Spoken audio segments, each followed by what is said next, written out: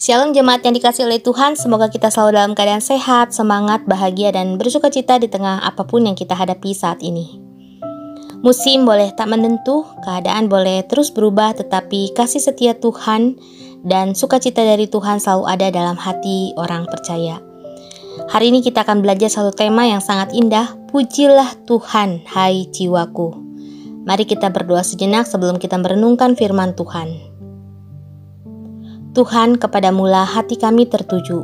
Engkaulah Allahku sejak dahulu kala sampai selamanya. Jiwaku mencari Engkau, tubuhku rindu akan Engkau, dan hatiku menantikan keheningan bersamamu. Dalam hiruk pikuknya dunia ini dan kesibukan yang tak henti, berdiam sejenak dalam keheningan bersamamu terasa menyegarkan jiwa. Bawalah hatiku tertuju untuk mencari-Mu segenap hati, sejak kami muda bahkan sampai kami tua, sebab hanya Engkaulah segalanya bagi kami. Amin. Saudara, mari kita membaca Mazmur 103 ayat yang pertama sampai ayat yang ke-22. Pujilah Tuhan, hai jiwaku, dari Daud. Pujilah Tuhan, hai jiwaku. Pujilah namanya yang kudus, hai segenap batinku. Pujilah Tuhan, hai jiwaku, dan janganlah lupakan segala kebaikannya. Dia yang mengampuni segala kesalahanmu, yang menyembuhkan segala penyakitmu. Dia yang menebus hidupmu dari lubang kubur, yang memahkotai engkau dengan kasih setia dan rahmat. Dia yang memuaskan hasratmu dengan kebaikan sehingga masa mudamu menjadi seperti baru seperti burung rajawali. Tuhan menjalankan keadilan dan hukum bagi segala orang yang diperas. Ia telah memperkenalkan jalan-jalannya kepada Musa, perbuatan-perbuatannya kepada orang Israel. Tuhan adalah penyayang dan pengasih, panjang sabar dan berlimpah kasih setia.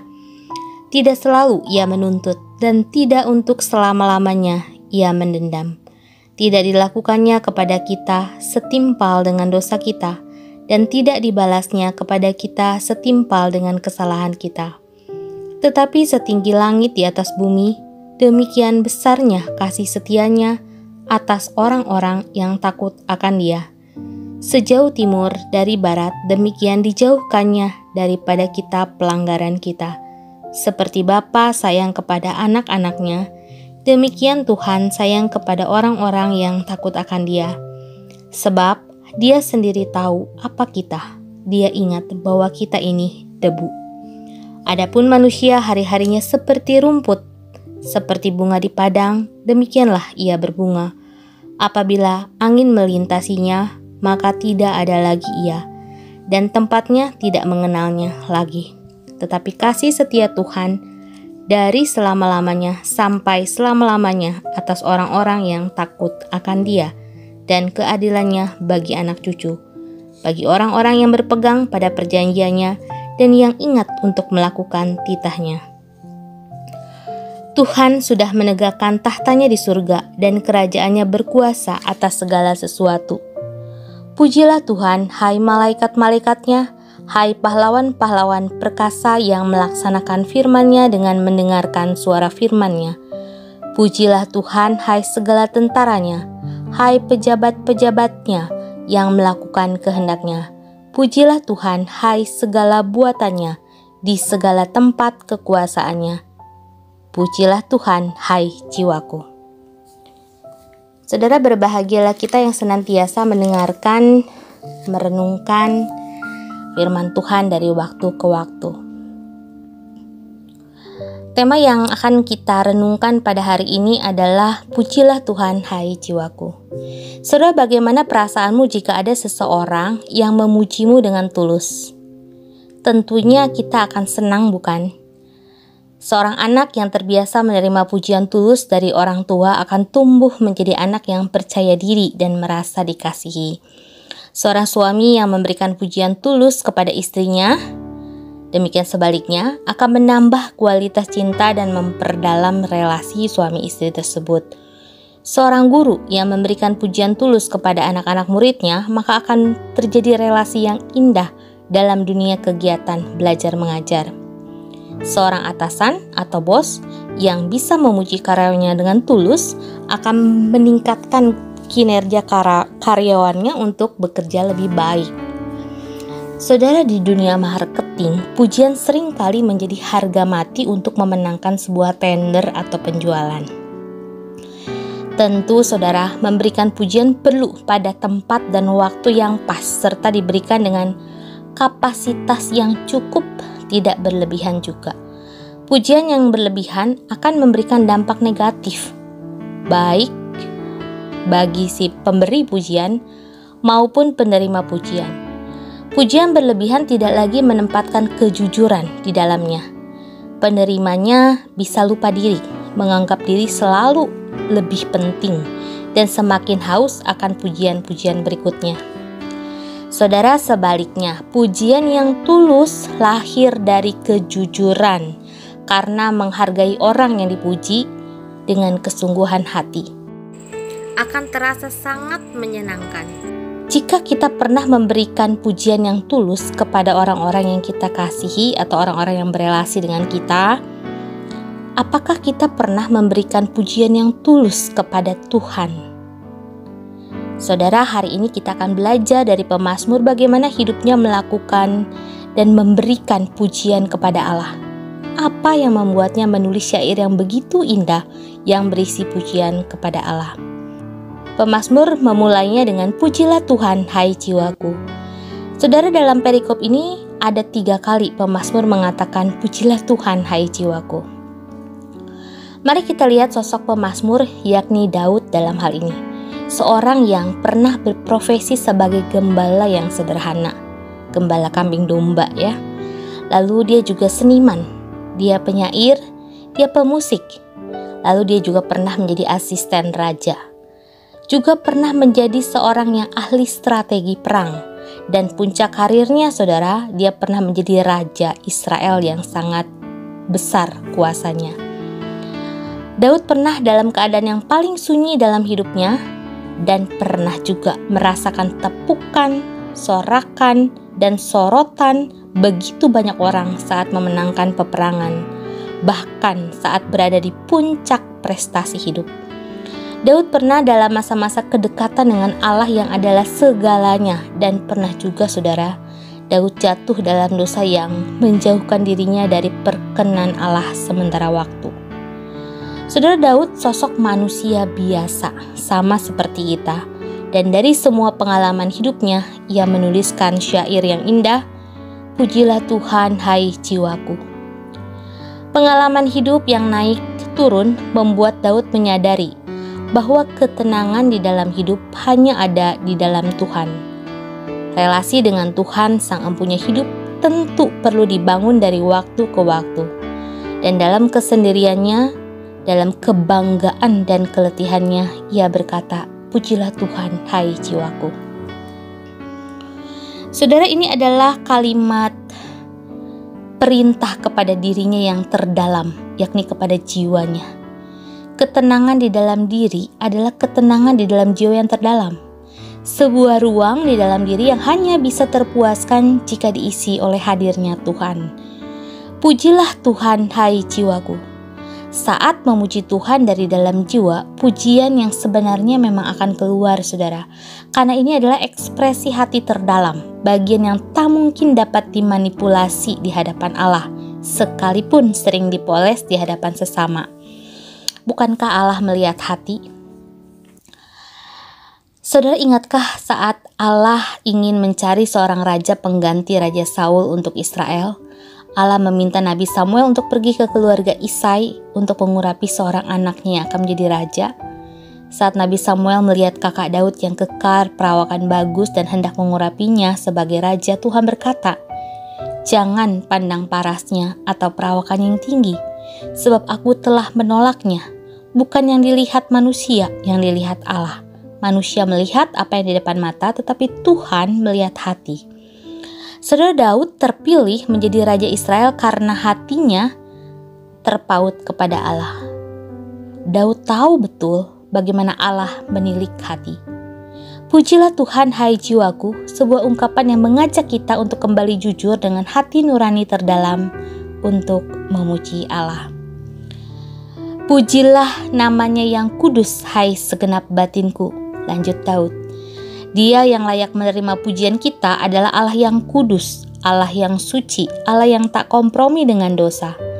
Saudara, menarik disimak bahwa pemazmur yang tahu bahwa keberadaan dirinya jauh dari kesucian dan terbuka di hadapan Allah yang maha suci itu, Daud mengatakan, segenap batinku memuji Allah yang kudus. Saudara, memang hanya hati yang dikuduskan, hati yang tulus, hati yang suci yang dapat memuji Allah yang kudus. Kabar buruknya, saudara, tak ada satu manusia pun yang memiliki kekudusan hati. Tetapi kabar baiknya adalah Allah menebus manusia berdosa, membenarkan dan menguduskan. Kita memang tidak pernah layak, tetapi kita dilayakkan datang kepadanya. Dan yang Ia inginkan adalah hati dan jiwa kita menyatu dengan hati dan jiwanya. Sehingga kita selalu sadar untuk apa kita tercipta dalam dunia. Sebuah panggilan dasar mengasihi Allah dengan segenap hati, segenap jiwa, dan segenap kekuatan. Saudara, Daud melanjutkan syairnya dengan, pujilah Tuhan hai jiwaku, dan janganlah lupakan kebaikannya. Memang saudara, manusia sering banget lupa atau melupakan kebaikan Tuhan dalam hidup. Pemazmur mengingatkan kita untuk mengingat kebaikan Tuhan. Saudara, pernahkah kita mendaftar atau menuliskan apa saja kebaikan Tuhan yang pernah kita terima, kita rasakan sepanjang hidup kita? Baru-baru ini saya diminta oleh seorang mentor, seorang hamba Tuhan untuk melis dalam kesendirian semua kebaikan Tuhan. Saya menuliskan 1, 2, 3, 4 dan seterusnya, saudara. Pada saat menuliskan semakin banyak dan semakin banyak. Dan apa yang dirasakan sebuah kekaguman kepada Tuhan. Saudara, saya ingin mengajak kita untuk melihat pemazmur melis daftar kebaikan-kebaikan Tuhan. Dan yang ia tuliskan pertama adalah, Tuhan, Dia mengampuni segala kesalahanmu. Saudara, apakah kita pernah melakukan sebuah kesalahan yang fatal, kesalahan yang disengaja dan membuat hidup kita berantakan, kesalahan yang menyakiti hati Tuhan dan sesama? Daud pernah, dan ia mengatakan jiwanya memuji Tuhan yang telah mengampuni segala kesalahannya. List yang pertama, saudara, Daud sadar betul dosanya sudah diampuni dan dia sangat bersyukur karena Tuhan mengampuni kesalahannya. Ada banyak orang di dunia ini tak mampu mengampuni kesalahan orang lain. Betapa sulit menerima maaf dari pengkhianat. Betapa sulit memaafkan orang yang telah menipu dan mengakibatkan keadaan keuanganmu menjadi berantakan, bukan? Dan ada banyak rasa sakit yang dirasakan orang yang tak mampu dengan mudah untuk dimaafkan. Tetapi saudara, di hadapan Allah semua kesalahan dapat diampuni. Kesalahan kita sebesar apapun diampuni. Dan pemazmur dengan hati jujur mengatakan, jangan lupakan kebaikan Tuhan yang telah mengampunimu. Hati yang berpaut pada Tuhan, jiwa yang melekat pada Tuhan akan mampu membuat kita melihat betapa banyak kesalahan kita yang telah diampuni oleh Tuhan. Dan Tuhan meminta kita juga mengampuni sesama kita yang telah menyakiti hati kita. Saudara, list yang kedua, pemazmur mengatakan, Dia, Tuhan, yang menyembuhkan segala penyakitmu. Tahun-tahun hidup kita sejak kecil sampai kita tua tentunya pernah mengalami sakit secara fisik, bukan? Dan entah berapa kali Tuhan menjadi penyembuh kita. Lewat istirahat, lewat dokter, obat-obatan yang kita makan, lewat pola hidup sehat yang segera kita sadari. Semuanya lewat istirahat cukup, kita menjadi sembuh, sehat. Semua kesehatan yang kita terima dan kesembuhan dari sakit, saudara, apakah kita pernah mengingat Tuhan yang telah menyembuhkan dan memberikan kesembuhan kepada kita? Tuhan bukan saja menyentuhmu secara kerohanian atau secara spiritual, tetapi Tuhan juga hadir secara fisik. Allah begitu peduli dengan tubuhmu. Apakah kita juga peduli? Saudara, daftar kebaikan yang berikutnya, Daud mengatakan, Dia yang menebusmu dari lubang kubur. Kerusakan yang terparah adalah kematian kekal akibat dosa, dan Allah hadir untuk menebus. Saudara, Allah memang hadir dan telah hadir dan akan selalu hadir untuk menyempurnakan kita, menebus kita. Dan karyanya yang sempurna lewat pengorbanan salib Yesus di atas salib itu, sungguh tak ada kebaikan yang lebih tinggi daripada kebaikan salib. Cinta kasih Allah teruji dan pasti dan paling agung adalah lewat karya salib. Tetapi saudara, bukan hanya menebus dari lubang kubur, tetapi Dia juga memahkotai dengan kasih dan rahmat, memberikan kita kasih dan setia dan rahmat. Lanjut saudara, pemazmur mengatakan, Dia yang memuaskan hasratmu dengan kebaikan sehingga masa mudamu menjadi baru seperti pada burung Raja Wali. Sepanjang masa muda kita ada begitu banyak kebaikan-kebaikan Tuhan yang kita bisa ingat. Terjatuh dan bangkit kembali, sakit sembuh kembali, gagal bangkit lagi, mengalami kemunduran dan segera berlari kembali. Siapa saudara yang memberikan kekuatan? Tentunya adalah Allah. Pemazmur melis kembali kebaikan Tuhan. Tuhan menjalankan keadilan dan hukum bagi segala orang yang diperas. Pengalaman pribadi pemazmur tahu betul bahwa Allah itu adil seadil-adilnya. Yang salah akan dihukum dan tak akan ada seorang pun yang luput dari hukumannya. Pemazmur pernah merampas apa yang bukan haknya, dan ia menuai hukuman dari Tuhan. Ingat kisah Batsheba, bagaimana Daud merampasnya dengan cara yang kurang pantas dari seorang pengawalnya bernama Uria. Tuhan murka, Tuhan marah, Tuhan menghukum, dan hukumannya sangat menyedihkan. Daud berlutut memohon pengampunan Tuhan, tapi Tuhan tetap menghukum dengan kematian anaknya. Tetapi di momen yang lain saudara, Daud juga pernah merasakan haknya sebagai raja dirampas oleh anaknya yang hendak merebut tahtanya. Sungguh Daud kenal betul bahwa Tuhan itu adil dan menjalankan keadilan dan hukum bagi segala orang yang diperas. Saudara, akhirnya Daud juga melis daftar kebaikan Tuhan dalam sepanjang sejarah. Ia telah memperkenalkan jalan-jalannya kepada Musa, perbuatan-perbuatannya kepada orang Israel. Di sini Daud hendak mengatakan bahwa Tuhan berdaulat atas semua umat dan atas sejarah manusia. Daud belajar melihat kebaikan Tuhan dinyatakan bukan saja pada pribadinya, tetapi kebaikannya dilimpahkan turun-temurun. Umat Israel dan Musa adalah cerita iman yang menarik untuk dipelajari dan diingat. Kebaikan demi kebaikan Tuhan melimpah atas Israel. Mukjizat demi mukjizat dinyatakan dalam perjalanan panjang kepemimpinan Musa membawa Israel keluar dari Mesir. Laut yang terbelah untuk diseberangi oleh bangsa Israel menjadi mukjizat terbesar saat itu, saudara. Makanan dan minuman yang selalu tersedia dalam sepanjang perjalanan yang panjang. Tiang awan dan tiang api yang menemani perjalanan mereka, semua menjadi saksi kebaikan Tuhan. Daud belajar sejarah iman. Daud menyelami kebaikan Tuhan telah ada sejak dahulu sampai pada kehidupannya, dan kebaikan Tuhan pun menghampiri hidup kita, saudara. Saudara yang dikasihi oleh Tuhan, bagaimana perasaan kita saat kita mengetahui ada begitu banyak kebaikan Tuhan yang telah dinyatakan? Bagaimana perasaan kita tersentuh oleh kebaikan Tuhan yang begitu melimpah? Maka tak heran jika kita bertemu secara sadar dengan kebaikan Tuhan atas manusia, entah yang kita hayati dari sejarah Alkitab, atau yang kita rasakan lewat pergumulan pribadi kita, lewat perjalanan hidup kita, atau yang kita lihat dalam kehidupan sesama. Rasanya mulut kita tak mungkin tidak untuk memuji Tuhan. Daud tersentuh oleh begitu banyak kebaikan Tuhan, dan ia meluapkannya dengan ungkapan pujian kepada Allah.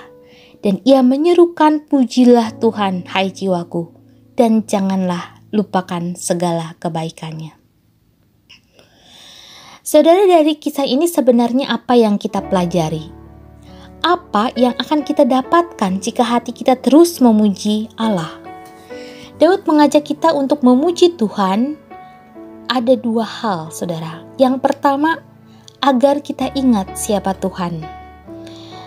Dalam perikop ini sangat jelas Daud ingin mengingatkan kita bahwa Tuhan adalah Allah yang kudus.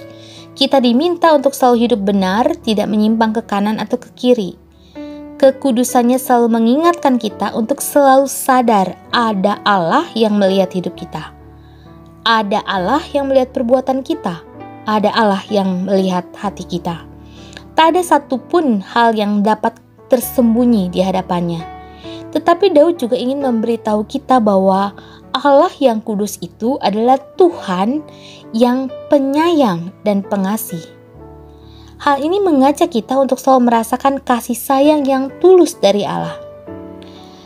Saudara, kalau kita pikir-pikir ya, seringkali kita mengharapkan orang-orang yang kita cintai menyayangi kita. Namun ada banyak yang merasakan kehampaan dalam hidup ini. Pemazmur mengingatkan ada sosok pribadi yang selalu menyayangimu, mengasihimu dengan segala kebaikan yang telah dilimpahkan. Dialah Tuhan.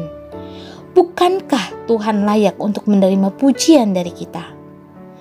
Pemazmur menggambarkan Tuhan itu tidak selalu menuntut kita dan tidak selamanya Ia mendendam. Tuhan tidak pernah membalas kita setimpal dengan kesalahan kita. Bayangkan saudara ya, kalau kesalahan kita diperhitungkan Tuhan dan dibalas sesuai dengan kesalahan kita, betapa rumitnya hidup kita, betapa sengsaranya hidup kita. Tetapi Tuhan tidak membalas kita setimpal dengan kesalahan kita. Tuhan menjauhkan kita dari pelanggaran-pelanggaran kita. Bahkan dianalogikan saudara, Tuhan itu seperti Bapa sayang kepada anaknya.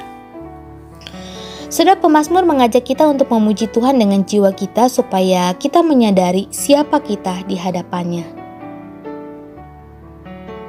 Yang kedua saudara, memuji Tuhan itu mengingatkan siapa diri kita. Pemazmur jelas mengatakan, Dia ingat bahwa kita ini debu. Manusia hari-harinya seperti rumput. Apa artinya saudara? Keberadaan kita itu singkat. Keberadaan manusia dalam dunia ini singkat. Hari ini ada, esok mungkin tiada. Sangat singkat. Saudara, berapa usiamu hari ini? Berapa tahun sudah kau lalui hidupmu? Bukankah terasa sangat singkat? Dan perjalanan kita adalah perjalanan menuju kekekalan. Dalam perjalanan menuju kekekalan, apa yang kau ingat? Apa yang akan kau ingat? Dalam perjalanan kehidupan kita yang singkat ini, saudara, ada banyak perubahan terjadi. Dunia ini memang berubah. Dunia kita berubah, keadaan hidup kita berubah, ekonomi berubah, dan memaksa perubahan hidup kita. Perubahan itu seiring juga dengan masa transisi hidup kita, saudara. Saudara, kalau kita melihat setidaknya dalam hidup ini ada 3 transisi yang kita akan alami.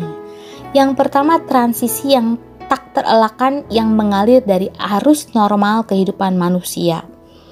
Maksudnya adalah kita tumbuh dari anak menjadi dewasa, kemudian kita bekerja, menikah, meninggalkan rumah, memiliki anak, menjadi tua, dan seterusnya, saudara. Transisi ini dikatakan arus normal. Transisi di sepanjang tahun-tahun awal dan menjelang dewasa adalah ronde pertama dari apa yang akan menjadi tantangan terbesar dalam hidup. Bahkan sampai menuju tahun-tahun lanjut usia. Ada begitu banyak perubahan terjadi dalam transisi yang normal ini. Pertanyaannya, apakah dalam fase-fase transisi normal ini kita mengisinya dengan ucapan syukur dan pujian kepada Allah?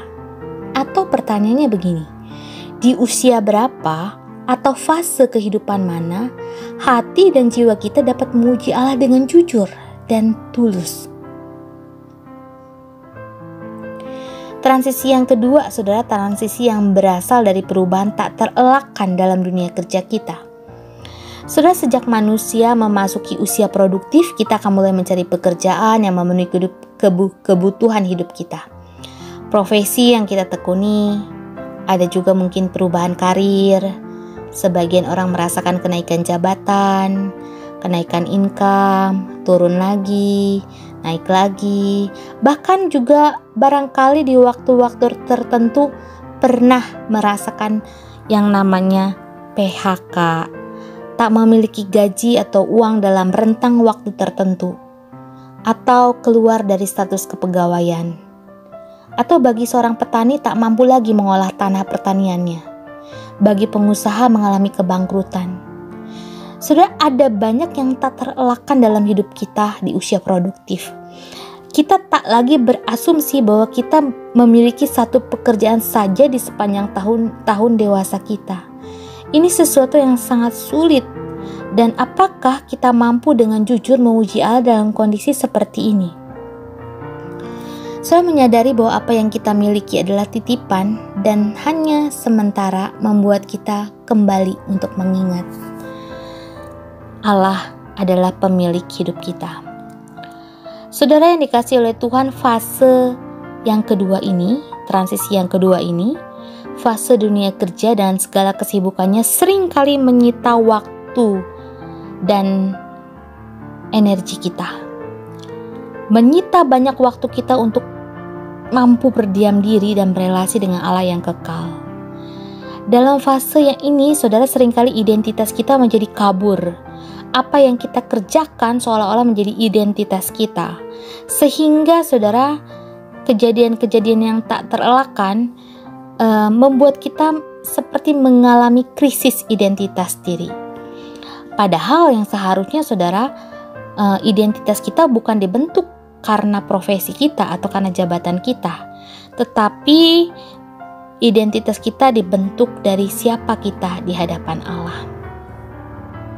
Saudara, pekerjaan kita di bidang apapun itu adalah ekspresi jiwa terdalam kepada Sang Pencipta, sebuah karya sementara yang dikerjakan dalam masa tertentu.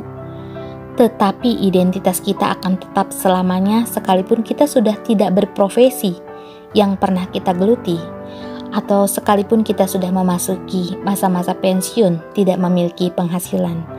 Identitas sebagai ciptaan Tuhan yang dipanggil untuk hidup mengasihi Allah dan sesama adalah identitas umat percaya. Identitas ini akan selalu ada sepanjang kehidupan kita. Fase yang ketiga, saudara, transisi yang datang sebagai hasil perubahan di dalam hati kita sendiri. Ini adalah pertumbuhan semakin dewasa dan bijaksana, dan dengan demikian semakin mengenal diri sendiri serta mengerti apa yang benar-benar penting bagi hidup kita.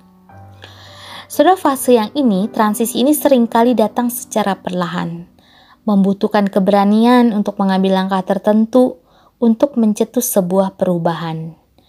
Ketika transisi menjadi bagian besar dari kehidupan, salah satu kenyataan yang tak terelakkan dari hidup kita, saudara, adalah krisis kepercayaan diri. Ya saudara, segala sesuatu yang akrab dengan kita mungkin akan lenyap ya. Dan apa yang kita pernah rasa dapat kita lakukan dengan baik ternyata enggak lagi ya, in over our heads. Dalam beberapa kasus ini artinya gini, individu telah mengalami kegagalan, kemunduran, dan kekecewaan ya. Kadangkala mereka melakukan pekerjaan dengan kemampuan yang terbaik yang ada padanya, tapi tidak dianggap telah melakukan pekerjaan itu dengan cukup baik. Ini menyedihkan ya. Ini menggentarkan kompetensi dan bahkan kepercayaan diri bahwa mereka mampu melakukan apapun dengan baik. Ditambah lagi kurangnya pujian atau dukungan ya, dan tekanan politis membuat beberapa pribadi individu menjadi sangat lemah. Ada juga saudara, beberapa orang yang keluar dari pekerjaannya karena alasan tertentu, mungkin karena membesarkan anak. Setelah anak besar, saat mereka kembali mengawali karir, mereka kurang percaya diri. Ini masa transisi ya, karena merasa sangat jauh tertinggal. Ada juga beberapa orang yang sudah memasuki masa pensiun, bergulat dengan bagaimana menyerahkan karir yang mereka pegang selama ini, yang mereka punya selama ini, yang mereka miliki selama ini, dan terlalu mudah untuk merasa bahwa mereka sedang dipecat oleh organisasi yang telah mereka abdi selama bertahun-tahun. Sudah sampai akhirnya ada beberapa krisis kepercayaan diri yang bersumber dari hancurnya cita-cita yang besar, Cita-cita ini seringkali harus dipinggirkan dan terkadang tidak ada yang dapat dilakukan kecuali menerima kekecewaan serta melihat dengan jujur bahwa itu hanyalah ilusi. Saudara, bagaimana kita menghadapi berbagai macam krisis dalam hidup kita? Bagaimana kita menghadapi fase-fase transisi-transisi dalam kehidupan kita ini? Pemazmur mengajak kita kembali untuk mengenali diri kita sebagai manusia yang singkat hidupnya dan memuji Allah menjadi bagian yang terindah dari jiwa yang akan membuat kita mampu melihat dengan jernih semua pergumulan kehidupan. Manusia ada batasnya, saudara. Manusia ada kelebihan, ada kekurangan. Manusia bisa berbangga diri, bisa juga mengalami kejatuhan. Kita diminta untuk menjadi pengurus yang baik dalam kehidupan kita. Kita hanya punya satu kehidupan untuk dijalani. Maka jalanilah kehidupan dengan serius yang dianugerahkan pada kita sebagai kesempatan dan tantangan yang unik bagi setiap kita. Dan dalam setiap fase kehidupannya, pemazmur mengingatkan kita untuk mengisi setiap musim kehidupan kita dengan memuji Tuhan. Pujilah Tuhan, hai jiwaku. Bagian akhir dari Mazmur 103 mengingatkan kita akan sorga. Tuhan sudah menegakkan tahtanya di sorga dan kerajaannya berkuasa atas segala sesuatu. Saudara, puji-pujian adalah milik Allah. Tahtanya yang megah akan mengungkapkan pujian kepadanya. Semarak keajaibannya akan mendatangkan pujian kepada Allah. Keadilannya akan menuai pujian kepadanya. Dan semua yang bernafas akan memuji Tuhan selamanya. Dengan indah pemazmur mengatakan, pujilah Tuhan hai malaikat-malaikatnya. Pujilah Tuhan hai pahlawan-pahlawan perkasa yang melaksanakan firman-Nya. Pujilah Tuhan hai segala tentaranya. Pujilah Tuhan hai pejabat-pejabatnya yang melakukan kehendak-Nya. Pujilah Tuhan hai segala buatannya di segala tempat kekuasaannya. Pujilah Tuhan hai jiwaku. Saudara, biarlah pujian kepada Allah akan selalu ada dalam sepanjang kehidupan kita seperti ungkapan indah pemazmur. Pujilah Tuhan, hai jiwaku.